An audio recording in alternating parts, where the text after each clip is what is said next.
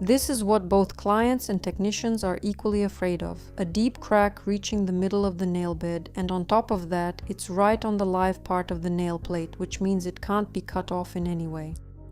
When using your fingers, of course, it hurts and feels unpleasant, so we use a little trick. I take a base coat, any kind, preferably a bit thinner, and I apply it to the spot where the crack happened. Next, you need to move your nail a little so the base coat seeps inside.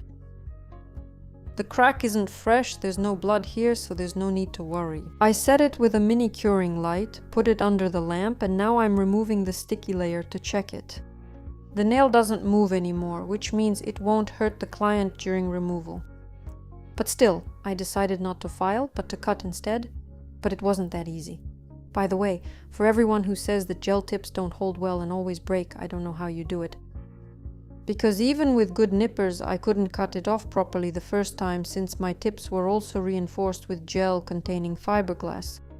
By the way, today we'll talk about fiberglass again, but first I'll take my favorite drill bit, the Dr. Alex machine, and I'll show you how the arm is positioned at an angle. I have the Pro version. I turned it on at full power and it shines a little from the side like this, and it's conveniently positioned. Next, I take the bit and the machine. Did anyone notice the arrow? You know that I'm working at 19,000 RPM with a bit that has a blue ring, and I prefer to remove it, probably not so much from the cuticle to the free edge, but rather from right to left. Because it's exactly this way, as I'm showing right now, the material smooths out more easily.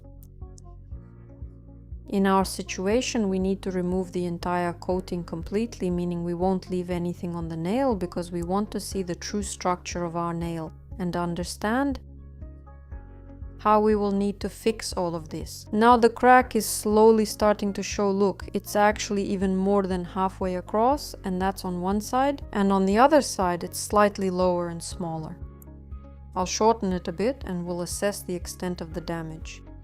By the way, the base sealed everything well. The crack still hasn't moved because I intentionally applied the base onto the side wall. There's a small drop there. We'll remove it now, but first let's do the unboxing.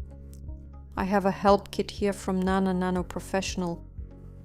There are 3 products in the set, 1 beige, 1 clear, and 1 in an unusual natural color. Let's take a look, and they also gave me that fiberglass. Unfortunately, there are basically no instructions for use on the packaging. It only says it's for professionals, so let's figure this out together like professionals. The first product we have has a very beautiful natural camouflage shade that will blend perfectly with the nail plate. The second product is a natural silicone gel.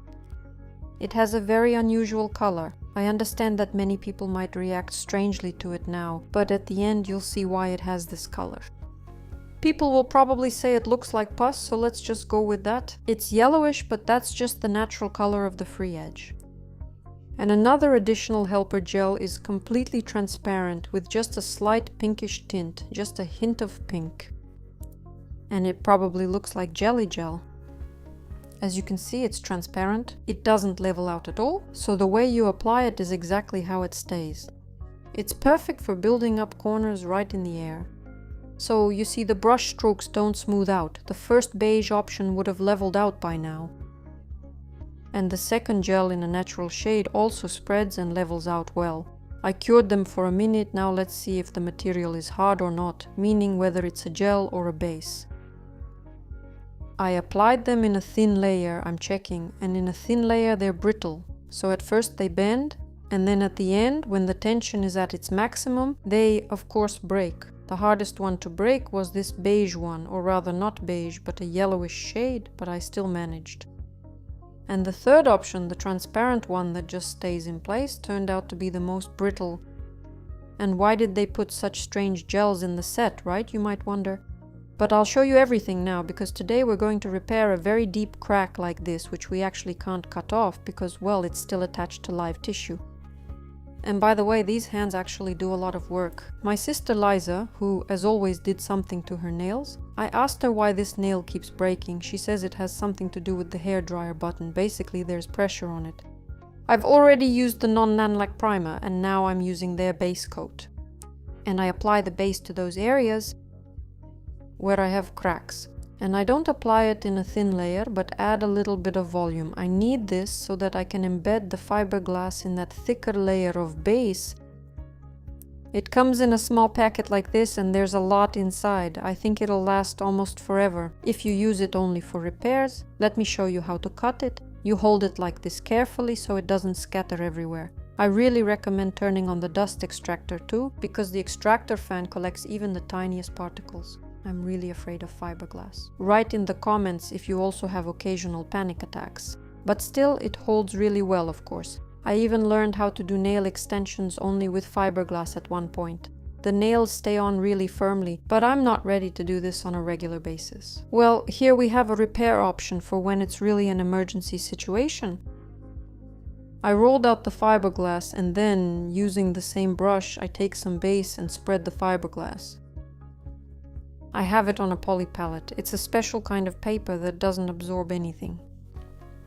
Next, using an orange wood stick, I soak our fiberglass completely with the base. I got a little carried away with the process here, so I went out of frame, and I apologize, sorry, but sometimes that happens. I was trying to concentrate very hard, so that none of the pieces would scatter anywhere. So I soaked everything completely and made sure there were no dry pieces left anywhere. You absolutely must not allow that to happen. If your fiberglass isn't soaked with the product base or gel, whatever you're working with, when you file it, it will all break off into tiny little pieces and you won't like the result. Well, we've already cured it, and now I'm applying that strange yellow gel onto the fiberglass framework. And now, as I spread it out, you can already see that it's gradually blending in, adapting and taking on the desired natural shade. This kind of gel is really helpful in situations when a client asks you to fix or save their natural nail but wants no one to notice, so that it looks as natural as possible. Of course, you can tint this gel yourself, but why bother if manufacturers have already made our lives easier and done it for us. Here I'm showing how I filed down the fiberglass. Of course, I have an extractor working. It's definitely not 100% dust-free. You can't avoid that completely. It's also on the side, and then I finish everything up with a drill bit. My drill bit is from Biotech. It's a ceramic bit, probably one of my favorites. And then I perfect the finer, more detailed work with a nail file. Here I have a file with a foam base. I really love these kinds of files because they hug the nail nicely. They're very, very comfortable to use when filing. I just need to shape the edge a little more. I won't even say anything about the bit. It's the baby bit. I got a tip that deliveries usually happen on Fridays. So look for them and try to grab these bits on Fridays, because honestly, this is the best thing they've come up with for filing in hard to reach places from the inside and so on. And now we have our final result. The manicure hasn't been done yet, nothing else has been done. I only worked on the crack. And this is how it all looks right now. To me, it looks very much like natural nails. That's all. Thanks everyone, bye.